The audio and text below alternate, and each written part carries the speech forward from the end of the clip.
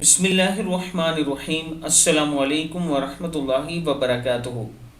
आबिद राजा channel की तरफ से आज मैं अपने दोस्तों को रसूलुल्लाह सल्लल्लाहु अलैहि वआलिहि वसल्लम का एक बहुत ही प्यारा फरमान बताऊंगा।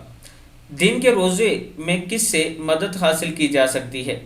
हज़रत इब्न अब्बास रज़ी अल्लाह तआला अन्हु फरमाते हैं कि रसूलुल्लाह सल्लल्लाहु अलैहि वआलिहि वसल्लम ने इरशाद फरमाया, सहरी के खाने से दिन के रोज़े में और दोपहर को सोकर तहज्जुद की नमाज में मदद हासिल करो।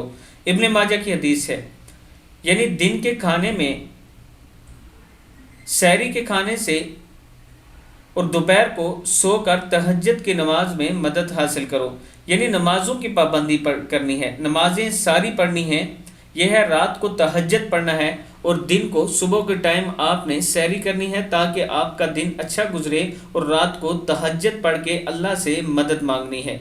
मैं अपने दोस्तों से गुजारिश करूंगा कि आप दोस्तों ने इस वीडियो को आगे ज़रूर शेयर करना है। अस्सलामु अलैकुम वरहमतुल्लाहि वबरकातुहू।